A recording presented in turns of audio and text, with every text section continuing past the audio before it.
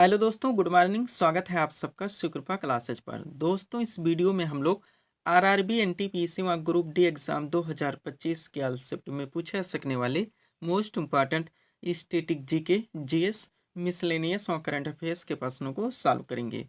दोस्तों, ये सारे क्वेश्चंस हमारे आपके एग्जाम में पूछे जाने वाले प्रश्नों के सभी टॉपिक्स, प्रश्नों के लेवल व प्रश्नों के टेंस, इसके अलावा दोस्तों आपके प्रीवियस ईयर एग्जाम्स के प्रश्नों को पूरी तरह से एनालाइज करके बनाया गया एक मोस्ट इम्पॉर्टेंट वीडियो है। तो दोस्तों, आप लोग इन्हें कॉन्सेंट्रेट होकर सॉल्व करें। क्वेश्चंस कम सॉल्व होने पर पुनः प्रश्नों का रिवीजन करें, ताकि आरआरबी एनटीपीसी व ग्रुप डी एग्जाम 2025 में आप लोग स्टैटिक जीके, जीएस, मिसलेनियस और करंट अफेयर्स के टॉपिक से अच्छा स्कोर कर सकें। ध्यान रखें दोस्तों, आपके आरआरबी एनटीपीसी के एग्जाम में इन सभी टॉपिक से पूरे 40 क्वेश्चंस व ग्रुप डी के एग्जाम में पूरे 45 क्वेश्चंस पूछे जाएंगे। तो चलिए दोस्तों, हम लोग इन सभी मोस्ट इम्पॉर्टेंट प्रश्नों को सॉल्व करना शुरू करते हैं। दोस्तों, क्वेश्चंस को स्टार्ट करेंगे हम लोग जीके के टॉपिक से। पहला क्वेश्चन है दोस्तों हमारा, भरतनाट्यम किस राज्य का प्रसिद्ध शास्त्रीय नृत्य है? करेक्ट आंसर होगा तमिलनाडु का। जीके का पहला क्वेश्चन दोस्तों हमारा किस टॉपिक से लग गया है? शास्त्रीय नृत्य से, यानी कि क्लासिकल डांस है, जो कि आपका सुपर टॉपिक है, ट्रेंडिंग टॉपिक है, एवरग्रीन टॉपिक है। आपके एग्जाम के दोस्तों हर शिफ्ट में यहाँ से क्वेश्चन देखने को मिलेंगे। तो शास्त्रीय नृत्य यानी कि क्लासिकल डांस टॉपिक से रिलेटेड जितने भी क्वेश्चंस, फैक्ट और कंटेंट बनते हैं, पूरी तरह से कंप्लीट करके परफेक्ट सीट आपके सामने लगा दी गई है। अगर इस सीट को आप लोग अच्छे से प्रिपेयर करके चलते हैं तो यकीन कीजिएगा दोस्तों, यहाँ से आपके एग्जाम में क्वेश्चन आपसे मिस नहीं हो सकते।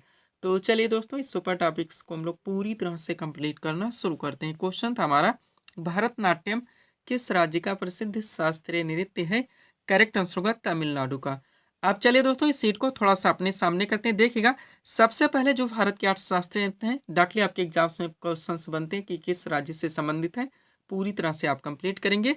एक तरफ दोस्तों विभिन्न शास्त्रीय नृत्यों के नाम दिए गए, दूसरी तरफ संबंधित राज्य के नाम दिए गए हैं। बात की जाए भरतनाट्यम की, तो ये तमिलनाडु राज्य का शास्त्रीय नृत्य है। कथकली और मोहिनीअट्टम दोनों एक साथ देखेंगे, दोनों केरल के शास्त्रीय नृत्य हैं। कुचिपुड़ी दोस्तों आपका आंध्र प्रदेश का शास्त्रीय नृत्य है। सत्रिया असम का शास्त्रीय नृत्य है। मणिपुरी दोस्तों मणिपुर राज्य का शास्त्रीय नृत्य है। ओडिसी है उड़ीसा राज्य का शास्त्रीय नृत्य है, ध्यान रखेंगे आप लोग। आगे बढ़ते हैं। लास्ट है दोस्तों आपका कथक, जो कि उत्तर प्रदेश का शास्त्रीय नृत्य है। ये भारत के 8 शास्त्रीय नृत्य थे दोस्तों, जहां से आपके एग्जाम में डायरेक्टली क्वेश्चंस बन जाते हैं।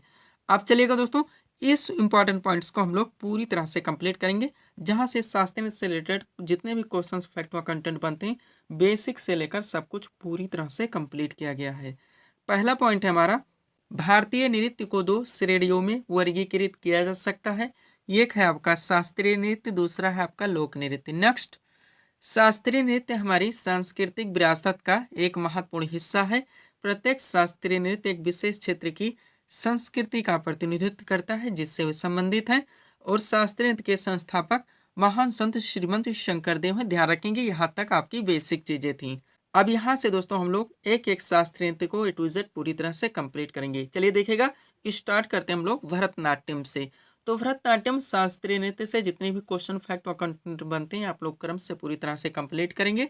पहला क्वेश्चन, भारत का सबसे पुराना शास्त्रीय नृत्य कौन सा है? तो भरतनाट्यम है। नेक्स्ट, भारतीय शास्त्रीय नृत्य की सबसे प्राचीन शैली कौन है? तो भी भरतनाट्यम है।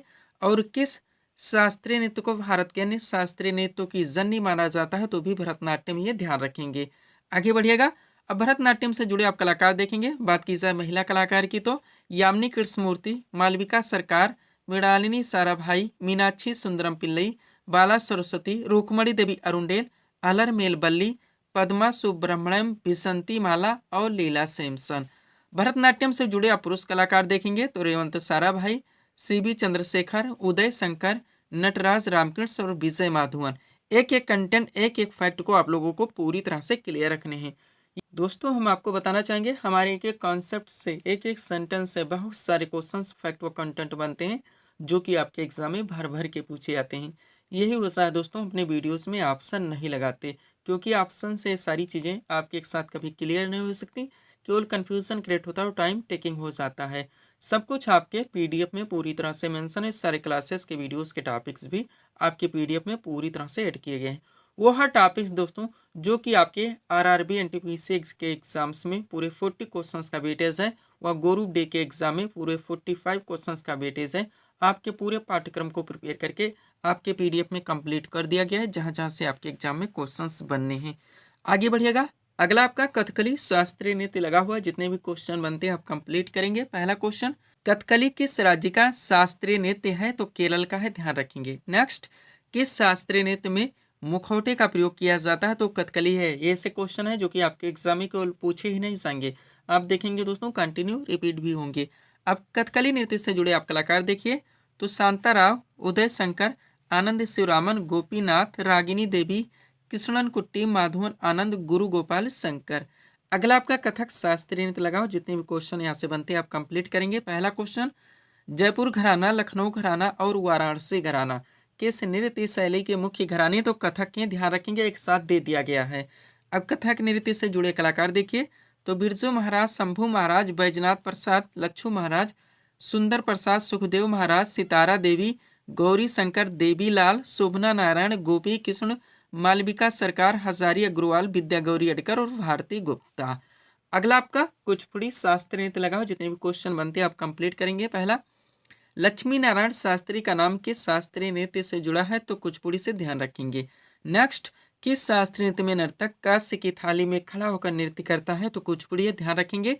अब कुचिपुड़ी नृत्य से जुड़े आप कलाकार देखिए, तो लक्ष्मी नारायण शास्त्री, राजा और राधा रेड्डी, यामिनी कृष्णमूर्ति, यामिनी रेड्डी, कौशल्या रेड्डी, भावना रेड्डी, मंजू भार्गवी, अरुणिमा कुमार, मिथिला कुमार। अच्छी तरह से हर कंटेंट को आप लोगों को प्रिपेयर करके चलने हैं। सब कुछ दोस्तों, जितने भी फॉर्मेट ट्रेंड से आपके एग्जाम्स में क्वेश्चंस बन सकते हैं, आपके पूरे पाठ्यक्रम को प्रिपेयर करके आपके पीडीएफ में कंप्लीट कर दिया गया है। अगला आपका मोहिनीअट्टम शास्त्रीय नृत्य लगा हो, जितने भी क्वेश्चन बनते हैं आप कंप्लीट करेंगे। पहला, मोहिनीअट्टम का संबंध किस हिंदू देवता से है? तो भगवान विष्णु से, ध्यान रखेंगे।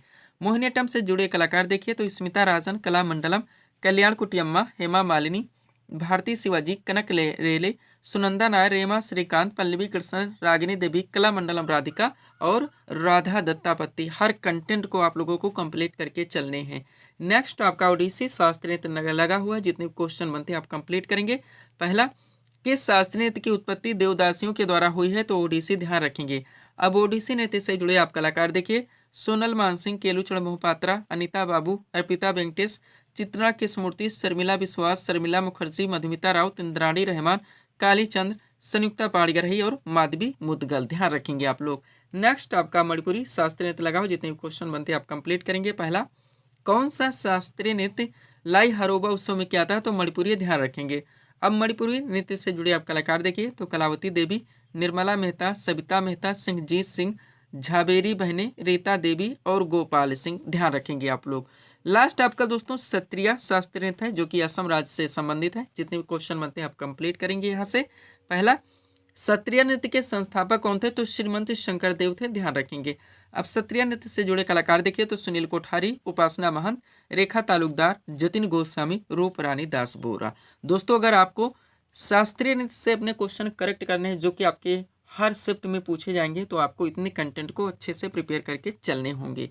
आगे बढ़िएगा, थोड़ा सा पीडीएफ के बारे में बात होगी, पुनः हम लोग अगले टॉपिक्स को पूरी तरह से कंप्लीट करेंगे। देखिएगा दोस्तों, एसएससी वाले एग्जाम्स में बात की जाए, तो आपका एसएससी जीडी का पीडीएफ पूरी तरह से दोस्तों प्रिपेयर किया गया था, जो कि एक सफिशिएंट परफेक्ट पीडीएफ रहा है आपके इस एग्जाम में। इसके अलावा हम आपको बताना चाहेंगे दोस्तों, एसएससी सीजीएल टियर 1 2025 के लिए पीडीएफ कंप्लीट किया जा रहा है, जो कि कम से कम समय दोस्तों आपका ये पीडीएफ पूरी तरह से रेडी कर दिया जाएगा।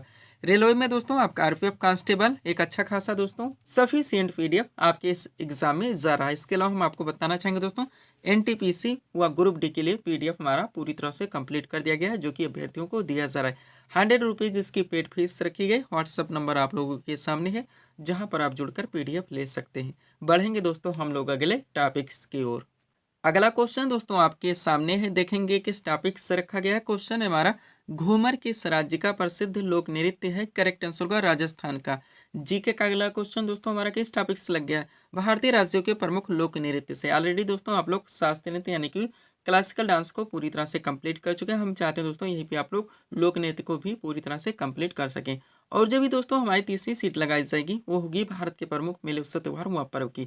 अगर इन तीनों टॉपिक्स को आप अच्छे से प्रिपेयर करके चलते हैं, तो यकीन कीजिएगा दोस्तों आपके एग्जाम के हर शिफ्ट में मिनिमम 3 से 4 क्वेश्चन यहाँ से देखने को मिलेंगे ही मिलेंगे। तो परफेक्ट सीट आपके सामने लगा दी गई है। अच्छे से आप लोगों को प्रिपेयर करके चलने हैं। सब कुछ आपके पीडीएफ में पूरी तरह से मेंशन है। सारे क्लासेस के वीडियोस के टॉपिक्स भी आपके पीडीएफ में पूरी तरह से ऐड किए गए हैं। चलिए शुरू करते हैं हम लोग। क्वेश्चन था हमारा, घूमर किस राज्य का प्रसिद्ध लोक नृत्य है? करेक्ट आंसर होगा राजस्थान राज्य का। क्वेश्चन का टॉपिक है हमारा, भारतीय राज्यों के प्रमुख लोक नृत्य। अब चलिए दोस्तों इस सेट को थोड़ा सा अपने सामने करते हैं, देखिएगा। अब एक तरफ इसमें भारत के विभिन्न राज्यों के नाम दिए गए हैं, दूसरी तरफ उनसे संबंधित लोक नृत्य के नाम दिए गए हैं। स्टार्ट करते हैं हम लोग। बात की जाए दोस्तों असम राज्य की, तो यहाँ के जो प्रमुख लोक नृत्य हैं, सबसे पहले बिहू आपका सुपर रहेगा। इसके अलावा खेल गोपाल, महारास, नट पूजा, झुमरा और बिछुआ, इसको भी आप लोग कंप्लीट करके चलेंगे। झारखंड के लोग ने देखेंगे छऊ मोस्ट इम्पोर्टेंट, कटघोड़वा भी सुपर है, धोबिया, कर्मा और सरहुल, ये पांचों के पांचों दोस्तों ऑलरेडी आपके एग्जाम्स में पूछे आते हैं।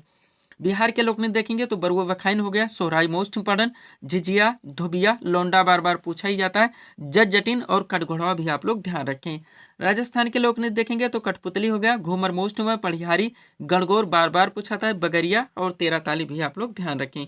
गुजरात के लोग ने देखेंगे तो गरबा और डांडिया वहाँ के पारंपरिक लोक नृत्य हैं, इसमें आप लोग गणपति भसन और ऐड कर लेंगे। पश्चिम बंगाल के लोग ने देखेंगे तो जात्रा हो गया, बाउल हो गया, काठी हो गया, ढाली हो गया और मरसिया हो गया। महाराष्ट्र के लोग ने देखेंगे लावड़ी मोस्ट मान, इसके अलावा तमाशा है, बोहदा है, मौनी है, लेजम है, दही कला है और गौरीचा है। अच्छे से आप लोगों को कंप्लीट करके चलने हैं।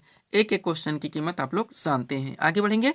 केरल के लोग ने देखेंगे दोस्तों तो ओटम है, थुलाल है, काली अट्टम है और मारामोन है।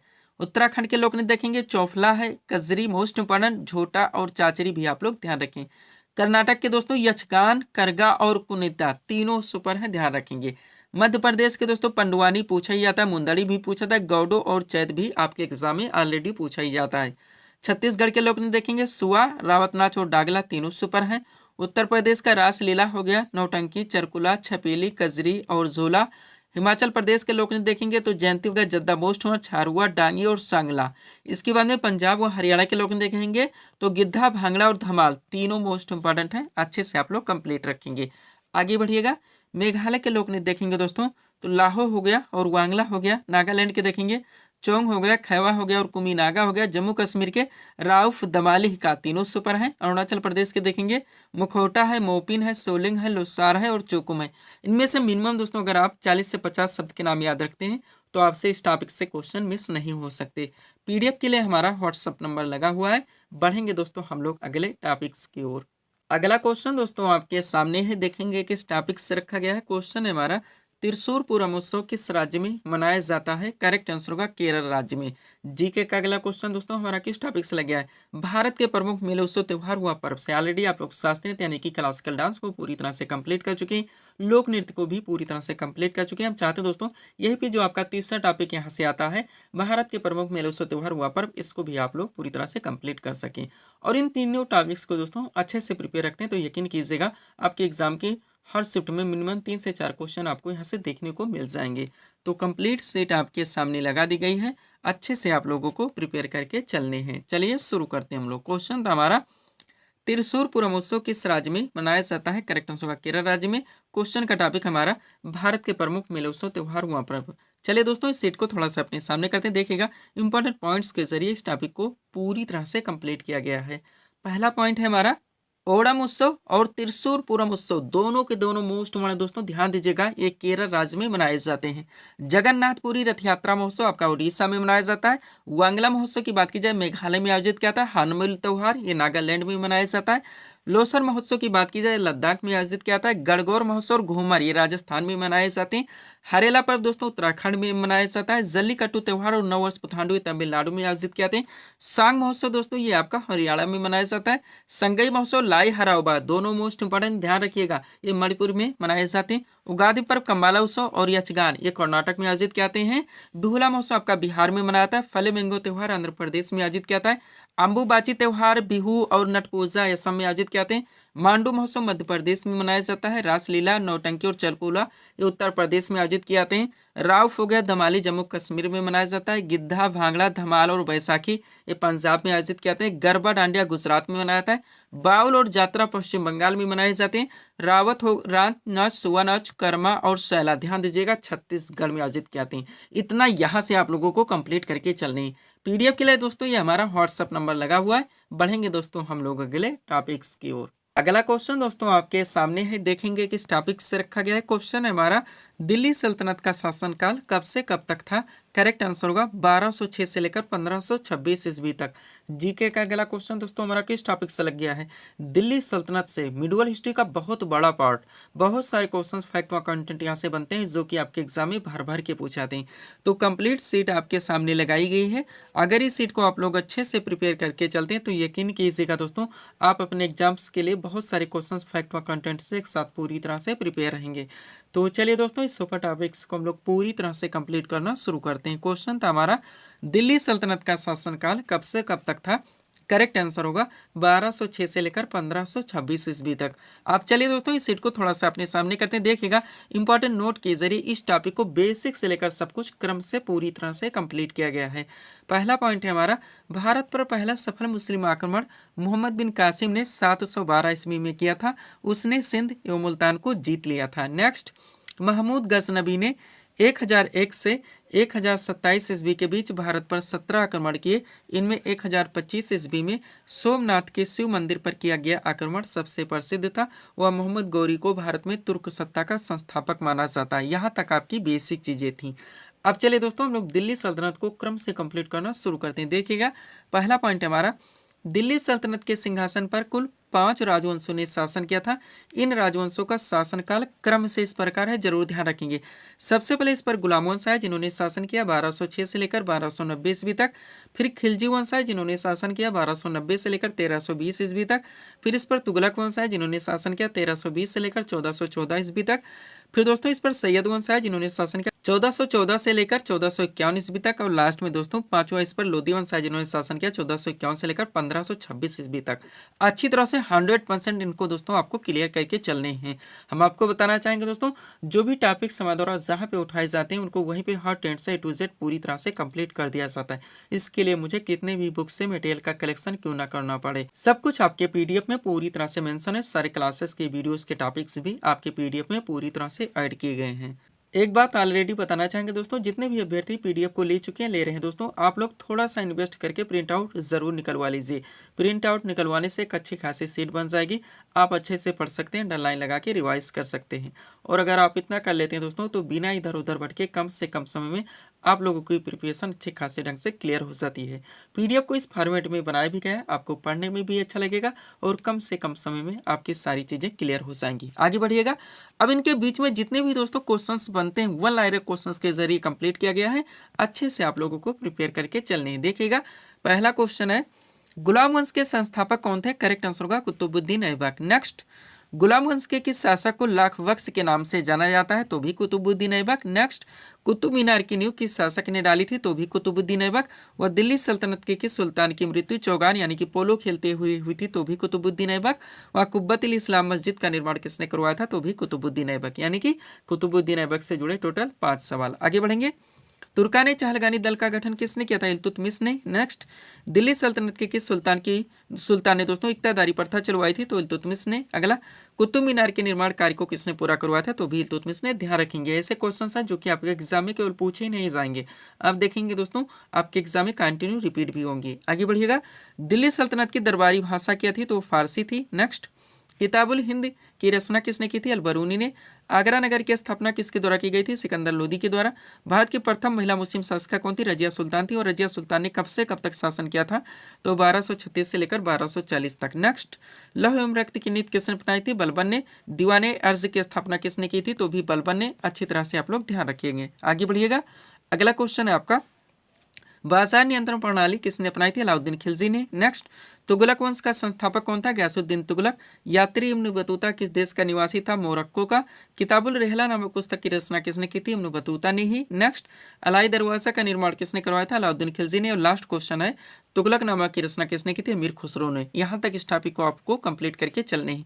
PDF के लिए हमारा व्हाट्सअप नंबर लगा हुआ है। बढ़ेंगे दोस्तों हम लोग अगले टॉपिक्स की ओर। अगला क्वेश्चन दोस्तों हमारे सामने है, देखेंगे किस टॉपिक से रखा गया है। क्वेश्चन है दोस्तों हमारा, अस्पृश्यता कानून भारतीय संविधान के किस अनुच्छेद में वर्णित है। करेक्ट आंसर होगा अनुच्छेद 17 में। जीके का अगला क्वेश्चन दोस्तों हमारा किस टॉपिक से लग गया है, मूल अधिकार से यानी कि फंडामेंटल राइट्स से, जो कि आपका सुपर टॉपिक है, ट्रेंडिंग टॉपिक है, वेरी ग्रीन टॉपिक है। आपके एग्जाम्स के दोस्तों हर शिफ्ट में मिनिमम 2 क्वेश्चंस आपके इस टॉपिक से देखने को मिलेंगे। तो कंप्लीट सीट आपके सामने लगाई गई है, अच्छे से आप लोगों को प्रिपेयर करके चलने हैं। चलिए शुरू करते हैं हम लोग। क्वेश्चन था हमारा, अस्पृश्यता का अंत भारतीय संविधान के किस अनुच्छेद में वर्णित है? करेक्ट आंसर होगा अनुच्छेद 17 में।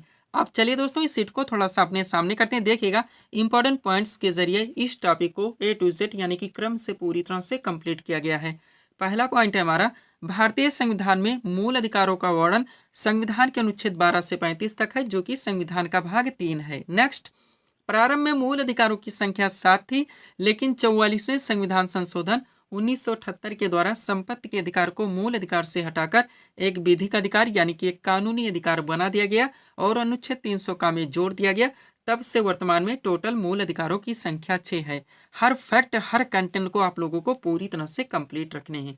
अब चलेगा दोस्तों, सबसे पहले आप लोग उन 6 मूल अधिकारों को क्रम से आर्टिकल के साथ पूरी तरह से कंप्लीट करेंगे, जहां से आपके एग्जाम में डार्कली क्वेश्चंस बनते हैं। देखिएगा सबसे पहले दोस्तों समानता का अधिकार, जिसका प्रावधान भारतीय संविधान के अनुच्छेद 14 से लेकर 18 तक है। दूसरा आपका स्वतंत्रता का अधिकार, जिसका प्रावधान भारतीय संविधान के अनुच्छेद 19 से लेकर 22 तक है। तीसरा है आपका शोषण के विरुद्ध अधिकार, जिसका प्रावधान भारतीय संविधान के अनुच्छेद 23 से लेकर 24 तक है। और चौथा है आपका धार्मिक स्वतंत्रता का अधिकार, जिसका प्रावधान भारतीय संविधान के अनुच्छेद 25 से लेकर 28 तक है। पांचवा आपका संस्कृति एवं शिक्षा संबंधी अधिकार, जिसका प्रावधान भारतीय संविधान के अनुच्छेद 29 से लेकर 30 तक है। और लास्ट है यानी कि छठा आपका संवैधानिक उपचारों का अधिकार, जिसका प्रावधान भारतीय संविधान के अनुच्छेद 32 में है। अच्छे से आपको कंप्लीट करके चलने हैं। आगे बढ़िएगा दोस्तों। अब चूंकि आपका सुपर टॉपिक है, हर आर्टिकल से दोस्तों आपके एग्जाम्स में कंटिन्यू क्वेश्चंस बनेंगे, तो इसको हम लोग पूरी तरह से कंप्लीट करेंगे। देखिएगा पहला पॉइंट है हमारा, विधि के समक्ष समानता का अधिकार संविधान के किस अनुच्छेद में है? करेक्ट आंसर होगा अनुच्छेद 14 में। नेक्स्ट, अनुच्छेद 15 का संबंध कैसे? दोस्तों ध्यान दीजिएगा, क्या होता है कभी कभी दोस्तों आपके क्वेश्चन में कॉन्सेप्ट दिए जाते हैं और आपके ऑप्शन में आर्टिकल दिए जाते हैं, आपको आंसर करने होते हैं, जैसे कि पॉइंट नंबर 1 है हमारा। लेकिन कभी कभी दोस्तों क्वेश्चन के टेंड को चेंज कर दिया जाता है, आपके क्वेश्चन में डायरेक्ट आर्टिकल रख दिए जाते हैं और आपके ऑप्शन यानी कि विकल्प में कॉन्सेप्ट दे दिए जाते हैं, आपको आंसर करने होते हैं। तो हर फॉर्मेट हर ट्रेंड से दोस्तों आपको क्वेश्चंस को प्रिपेयर रखने हैं। चलिए स्टार्ट करते हैं। बात की जाए दोस्तों अनुच्छेद 15 का, तो इसमें धर्म, मूलवंश, जाति, लिंग या जन्म स्थान के प्रतिषेध का प्रावधान किया गया है। आगे बढ़ेंगे। अनुच्छेद 16 की बात की जाए तो इसमें लोक नियोजन के विषय में अवसर की समानता का प्रावधान किया गया है। और अनुच्छेद 17 में अस्पृश्यता के अंत का प्रावधान किया गया है। नेक्स्ट, अनुच्छेद 18 की बात की जाए तो इसमें उपाधियों के अंत का प्रावधान किया गया है। और अनुच्छेद 19 में दोस्तों विचार एवं अभिव्यक्ति की स्वतंत्रता का प्रावधान किया गया है। अनुच्छेद 20 की बात की जाए तो इसमें अपराधों के लिए दोष सिद्धि के संबंध में संरक्षण का प्रावधान किया गया है। और अनुच्छेद 21 में प्राण और दैहिक स्वतंत्रता के संरक्षण का प्रावधान किया गया है। अनुच्छेद 21 का की बात की जाए तो इसमें 6 से 14 वर्ष तक के सभी बच्चों को अनिवार्य और निःशुल्क शिक्षा का प्रावधान किया गया है। वह अनुच्छेद 23 में मानव दुर्व्यापार एवं बलात्श्रम का प्रतिषेध किया गया है। अनुच्छेद 24 की बात की जाए तो इसमें कारखानों, आदमी बालकों की नियोजन का प्रतिषेध किया गया है। और अनुच्छेद 29 में अल्पसंख्यक वर्गों के हितों के संरक्षण का प्रावधान किया गया है। लास्ट है आपका अनुच्छेद 32, जिसमें संवैधानिक उपचारों के अधिकारों का प्रावधान किया गया है। हर आर्टिकल्स को आप लोगों को कंप्लीट रखनी है। आगे बढ़िएगा दोस्तों। अब एक छोटा सा इंपॉर्टेंट नोट आप लोग देखिए, ताकि ये टॉपिक आपका अच्छे से पूरी तरह से कंप्लीट हो सके। पॉइंट है दोस्तों, 44वें संवैधानिक संशोधन 1978 ने स्पष्ट किया कि राष्ट्रपति द्वारा राष्ट्रीय आपातकाल के दौरान अनुच्छेद 20, जिसमें प्रावधान किया गया है अपराधों के लिए दोष सिद्धि के संबंध में संरक्षण, और अनुच्छेद 21 जिसमें प्रावधान किया गया जीवन और व्यक्तिगत स्वतंत्रता की सुरक्षा को निलंबित नहीं किया सकता। डायरेक्टली आपके एग्जाम से क्वेश्चन बनते हैं दोस्तों कि वो कौन कौन से अधिकार हैं, आर्टिकल्स हैं, अनुच्छेद हैं जो कि आपातकाल के दौरान भी नष्ट नहीं होते, समाप्त नहीं होते या खत्म नहीं होते। तो अनुच्छेद 20 और 21 से। लास्ट पॉइंट है हमारा, भारतीय संविधान में वर्णित मूल अधिकार योस्य के संविधान से लिया गया है। यहाँ तक इस टॉपिक को आप लोगों को क्लियर रखने हैं। सब्सक्राइब करें दोस्तों आप हमारे स्टडी चैनल शिवकृपा क्लासेज को इसी तरह के वीडियोस के लिए। पीडीएफ के लिए हमारा व्हाट्सएप नंबर लगा हुआ है। बढ़ेंगे दोस्तों हम लोग अगले टॉपिक्स की ओर। अगला क्वेश्चन दोस्तों हमारे सामने है, देखेंगे किस टॉपिक से रखा गया है। क्वेश्चन है हमारा, भारतीय संविधान में वर्णित समवर्ती सूची की प्रेरणा किस देश के संविधान से ली गई है? करेक्ट आंसर होगा ऑस्ट्रेलिया के संविधान से। जीके का अगला क्वेश्चन दोस्तों हमारा किस टॉपिक से रखा गया है? भारतीय संविधान के विदेशी स्रोत से आप लोग जानते हैं डायरेक्टली आपके एग्जाम से क्वेश्चन बनते हैं कि मूल अधिकार किस देश के संविधान से ले गए, मूल कर्तव्य कहाँ से ले गए, संसदीय शासन प्रणाली कहाँ से ले गई, एकल नागरिकता कहाँ से ले गई, समवर्ती सूची कहाँ से ले गई, संसदीय शासन प्रणाली कहाँ से ले गई, संविधान संशोधन प्रक्रिया कहाँ से ले गई। तो जितने भी हो सकते हैं पूरी तरह से कंप्लीट करके परफेक्ट सीट आपके सामने लगाई गई है। अच्छे से आप लोगों को प्रिपेयर करके चलने हैं। चलिए शुरू करते हैं हम लोग। क्वेश्चन था हमारा, भारतीय संविधान में वर्णित समवर्ती सूची की प्रेरणा किस देश के संविधान से ली गई है? करेक्ट आंसर होगा ऑस्ट्रेलिया के संविधान से। क्वेश्चन का टॉपिक है हमारा भारतीय संविधान के विदेशी स्रोत। स्टार्ट करते हैं हम लोग ब्रिटेन के संविधान से। तो सबसे पहले इसमें संसदीय शासन पद्धति मोस्ट इंपॉर्टेंट, विधि का शासन, मंत्रिमंडलीय प्रणाली, एकल नागरिकता आपका सुपर रहेगा ही, द्विसंधीय प्रणाली, विधायी प्रक्रिया और संसदीय विशेषाधिकार व परमाधिकार लेख। इतने उपबंध या प्रावधान दोस्तों ब्रिटेन के संविधान से लिए गए हैं। ध्यान रखेंगे आप लोग, यही कारण है दोस्तों अपने वीडियोस में ऑप्शन नहीं लगाते। आगे बढ़ेंगे। अमेरिका के संविधान से देखेंगे तो देश का विचार, न्यायिक पुनर्विलोकन, न्यायपालिका की स्वतंत्रता, मूल अधिकार आपका सुपर रहता है। यह उपराष्ट्रपति का पद, राष्ट्रपति पर महाभियोग और उच्चतम न्यायालय तथा उच्च न्यायालय के न्यायाधीशों के हटाए जाने के उपबंध, ये प्रावधान अमेरिका के संविधान से लिए गए हैं। अच्छी तरह से आप लोग ध्यान रखेंगे। आगे बढ़िएगा। आयरलैंड के संविधान से देखें दोस्तों तो सबसे पहले नीति निर्देशक तत्व यानी कि डीपीएसपी आपका सुपर रहेगा। इसके अलावा राष्ट्रपति की निर्वाचन पद्धति तथा राज्यसभा में कुछ सदस्यों का नामांकन, ये प्रावधान आयरलैंड के संविधान से लिए गए हैं। कनाडा के संविधान से देखेंगे तो सशक्त केंद्र के साथ संघीय व्यवस्था, राष्ट्रपति द्वारा राज्यपालों की नियुक्ति, उच्चतम न्यायालय का परामर्शी न्याय निर्णय और अवशिष्ट शक्तियों का केंद्र में निहित होना, ये प्रावधान कनाडा के संविधान से लिए गए हैं। ऑस्ट्रेलिया के संविधान से देखेंगे तो संसद के दोनों सदनों की जो संयुक्त बैठक कराई जाती है वो, इसके अलावा उद्देशिका की भाषा, व्यापार, वाणिज्य और समागम की स्वतंत्रता तथा समवर्ती सूची आपका सुपर रहेगा।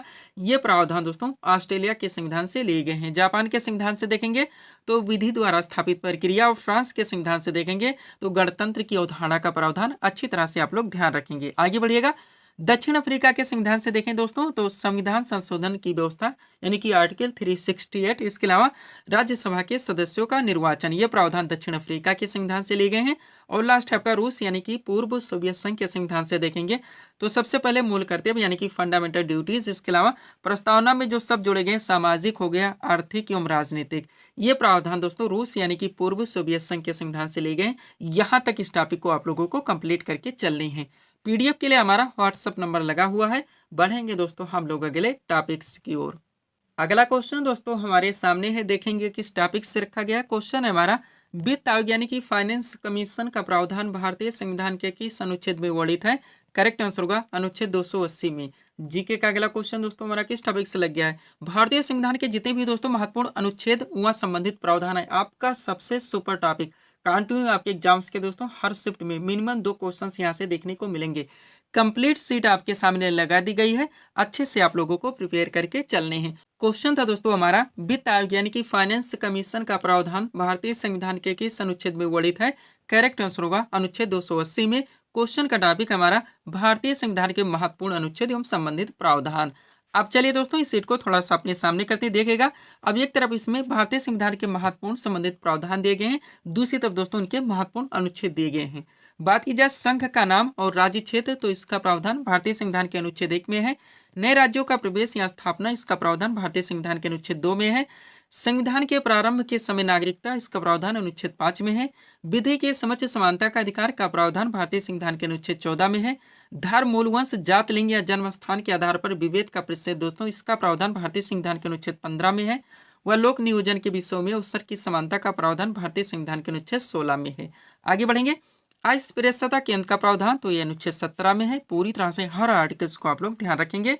नेक्स्ट, उपाधियों का अंत, इसकी बात की जाए दोस्तों मोस्ट मॉडर्न भारतीय संविधान के अनुच्छेद 18 में है। विचार एवं अभिव्यक्ति की स्वतंत्रता का प्रावधान अनुच्छेद 19 में है।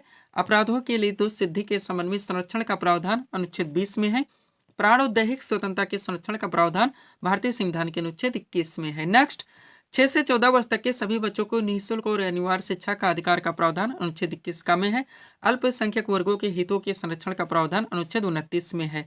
संवैधानिक उपचारों के अधिकारों का प्रावधान अनुच्छेद 32 में है। समान न्याय तथा निःशुल्क विधिक सहायता का प्रावधान भारतीय संविधान के अनुच्छेद 39 का में है। अच्छी तरह से आप लोग क्लियर रहेंगे। नेक्स्ट, ग्राम पंचायत की स्थापना का प्रावधान आपका मोस्ट इम्पोर्टेंट, जिसका प्रावधान भारतीय संविधान के अनुच्छेद 40 में है।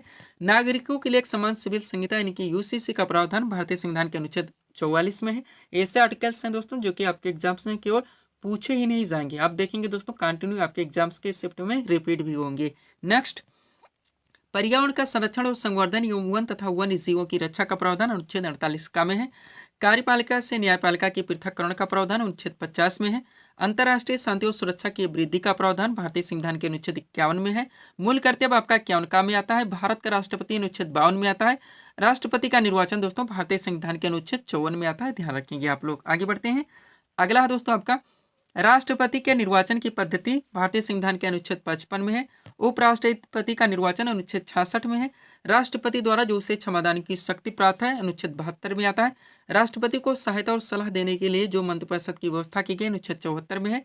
भारत का महान्यायाधीश अनुच्छेद 76 में है। संसद के गठन का प्रावधान अनुच्छेद 79 में है। धन विधेयक की परिभाषा का प्रावधान 110 में है।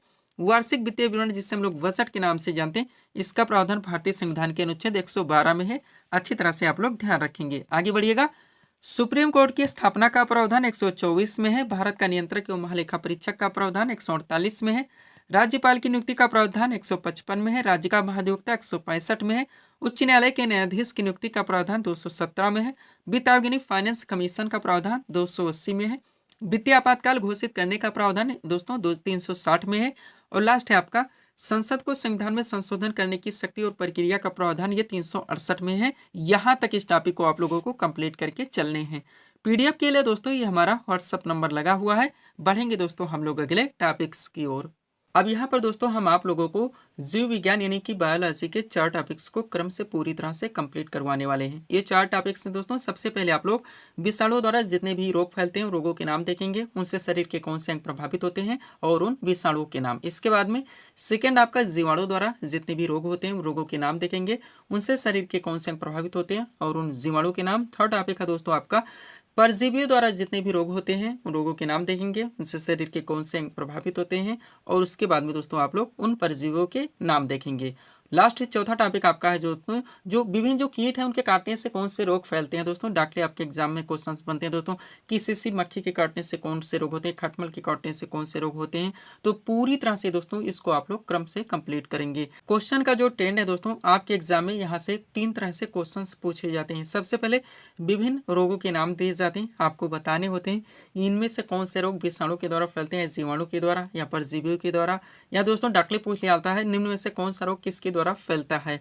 सेकंड क्वेश्चन पूछा जाता है दोस्तों कौन से रोग से शरीर का कौन सा अंग प्रभावित होता है, जैसे कि दोस्तों पोलियो रोग से शरीर का कौन सा अंग प्रभावित होता है, छोटी माता रोग से शरीर का कौन सा अंग प्रभावित होता है और उन विषाणुओं के नाम या जीवाणुओं के नाम या परजीवियों के नाम आपको बताने होते हैं। आपका ट्रेंडिंग टॉपिक है। लास्ट टॉपिक दोस्तों डायरेक्टली आपके एग्जाम से क्वेश्चन बनते हैं, विभिन्न जीवों या कीटों के नाम दिए जाते हैं, आपको बताने होते हैं दोस्तों इनके काटने से कौन से रोग फैलते हैं। तो चलिए स्टार्ट करते हैं। सबसे पहले कंप्लीट करेंगे दोस्तों आप लोग विषाणु द्वारा जितने भी रोग होते हैं वो रोगों के नाम, उनसे शरीर के कौन से अंग प्रभावित होते हैं और उन विषाणुओं के नाम देखिएगा। सबसे पहले इसके द्वारा जितने भी रोग फैलते हैं उनके नाम दिए गए हैं, प्रभावित अंग दिया गया है और उन विषाणुओं के नाम दिए गए हैं। स्टार्ट करते हैं। बात की जाए दोस्तों एड्स की, यानी कि एड्स नामक रोग से दोस्तों तो शरीर का प्रतिरक्षा प्रणाली प्रभावित होता है और इसके विषाणु का नाम HIV है। नेक्स्ट, डेंगू ज्वर नामक दोस्तों रोग से भी संपूर्ण शरीर प्रभावित होता है और इसके विषाणु का नाम आबरो विषाणु है। नेक्स्ट, पोलियो रोग से दोस्तों गला भी प्रभावित होता है, रीढ़ भी होता है और नाड़ी भी होता है और इसके विषाणु का नाम एंट्रो विषाणु है। नेक्स्ट, चेचक नामक रोग से भी दोस्तों संपूर्ण शरीर प्रभावित होता है, इसके विषाणु का नाम वायरोला विषाणु है। छोटी माता नामक रोग से भी संपूर्ण शरीर प्रभावित होता है और इसके विषाणु का नाम वायरसेला विषाणु है। अच्छी तरह से हर फैक्ट को आप लोग कंप्लीट रखेंगे, एक एक क्वेश्चन की कीमत आप लोग जानते हैं। अगला है दोस्तों आपका खसरा नामक रोग, इससे भी संपूर्ण शरीर प्रभावित होता है और इसके विषाणु का नाम पैरेक्सो विषाणु है। नेक्स्ट, हेपेटाइटिस या पीलिया की बात की जाए तो इससे यकृत प्रभावित होता है और इसके विषाणु का नाम हिपेटाइटिस ABCD या ई विषाणु है। अगला है आपका रेबीज नामक रोग से तंत्रिका तंत्र प्रभावित होता है और इसके विषाणु का नाम रैबिडो विषाणु है। यहाँ से लास्ट है आपका हर्पीस, तो इस रोग से त्वचा प्रभावित होता है और इसके विषाणु का नाम हर्पीस विषाणु है। यहाँ तक थे दोस्तों आपके विषाणु द्वारा जितने भी रोग होते हैं रोगों के नाम, उनसे शरीर के कौन से प्रभावित होते हैं और उन विषाणुओं के नाम। आगे बढ़ेंगे। अब जीवाणु द्वारा जितने भी रोग फैलते हैं दोस्तों उन रोगों के आप लोग नाम देखेंगे, उनसे शरीर के कौन से अंग प्रभावित होते हैं और उन जीवाणु के नाम देखिएगा। सबसे पहले इसके द्वारा जितने भी रोग फैलते हैं उनके नाम दिए गए हैं, प्रभावित अंग दिया गया है और उन जीवाणु के नाम दिए गए। बात की जाए टिटनेस नामक रोग से तो तंत्रिका तंत्र प्रभावित होता है और इसके दोस्तों जीवाणु का नाम क्लोस्ट्रीडियम टिटानी होता है। नेक्स्ट, हैजा नामक रोग से आंत प्रभावित होता है, इसके जीवाणु का नाम उवियो कैलेरी होता है। टाइफाइड नामक रोग से आंत प्रभावित होता है और इसके दोस्तों जीवाणु का नाम साल्मोनेला टाइफी होता है। क्षय रोग जिसे कि टीबी कहा जाता है दोस्तों, इससे फेफड़ा प्रभावित होता है और इसके जीवाणु का नाम माइक्रोबैक्टीरियम ट्यूबरकुलोसिस होता है। डिप्थीरिया नामक रोग से श्वास नली प्रभावित होती है और इसके जीवाणु का नाम कोरोनी बैक्टीरियम डिप्थीरी होता है। अच्छी तरह से हर फैक्ट को आप लोग क्लियर रखेंगे। आगे बढ़िएगा। अगला है दोस्तों आपका प्लेग नामक रोग से फेफड़ा प्रभावित होता है, इसके जीवाणु का नाम पास्चुरेला पेस्टिस या अर्सिनिया होता है।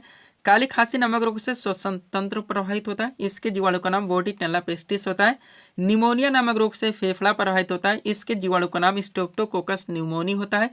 कुष्ठ रोग से दोस्तों तंत्रिका तंत्र त्वचा प्रभावित होता है, इसके जीवाणु का नाम माइकोबैक्टीरिया लेप्री होता है। गोनोरिया नामक रोग से मूत्र मार्ग प्रभावित होता है, इसके जीवाणु का नाम निसेरिया गोनोरी होता है।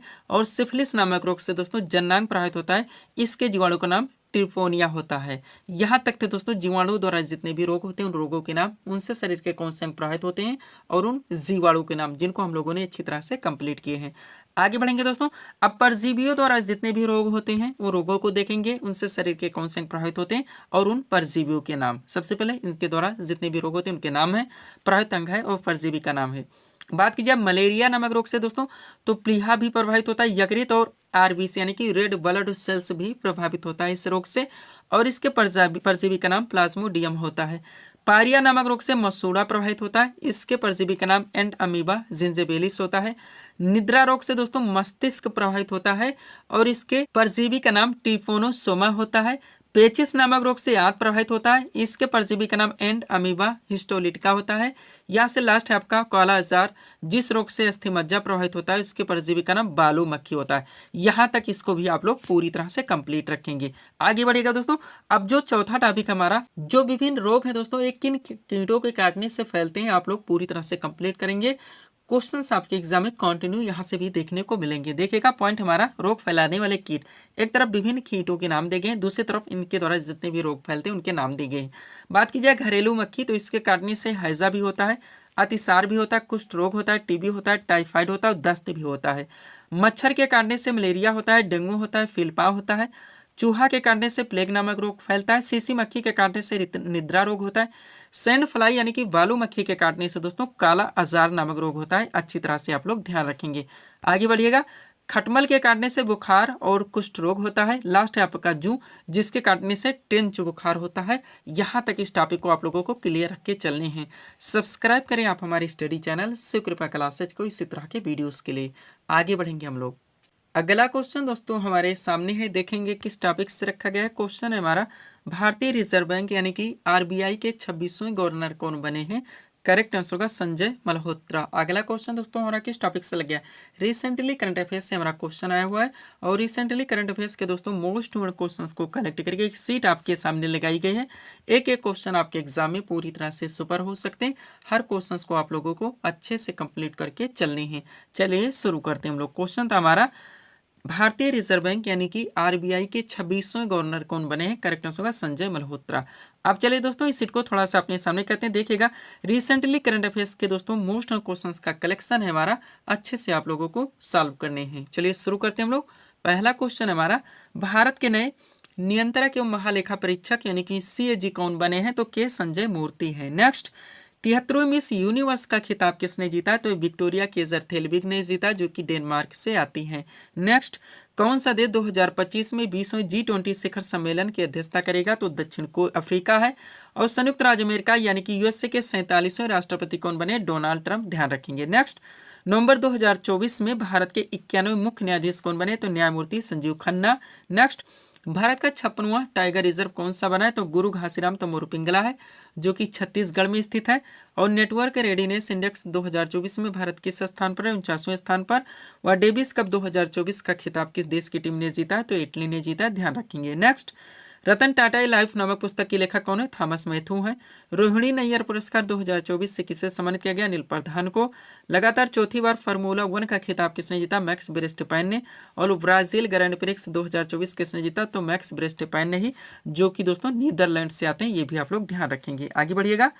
अगला क्वेश्चन है हमारा, राष्ट्रीय दुग्ध दिवस 2024 साल में कब मनाया गया? 26 नवंबर को। नेक्स्ट, अंतर्राष्ट्रीय सौर गठबंधन यानी कि आईएसए का 104वां पूर्ण सदस्य कौन सा देश बना है? तो आर्मेनिया है। नेक्स्ट, संयुक्त राष्ट्र का ग्लोबल ब्रांड एम्बेसडर किसे चुना गया? तो पंजाबी रैपर है, नाम है इनका शुभ।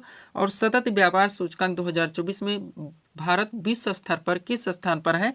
तो 23वें स्थान पर। नेक्स्ट, मणिपुर उच्च न्यायालय के मुख्य न्यायाधीश कौन बने हैं? तो न्यायमूर्ति डी कृष्ण कुमार हैं। अगला, विश्व रेडियोग्राफी दिवस 2024 किस तिथि को मनाया गया? 8 नवंबर को। विश्व सुनामी जागरूकता दिवस 2024 का मनाया गया 5 नवंबर को। और राष्ट्रीय कैंसर जागरूकता दिवस 2024 का मनाया गया 7 नवंबर को। ध्यान रखेंगे। तो यहीं पे दोस्तों हम इस वीडियो को विराम देना चाहेंगे। तो मिलते हैं दोस्तों हम आपको अपने अगले वीडियोस में। Thanks for watching.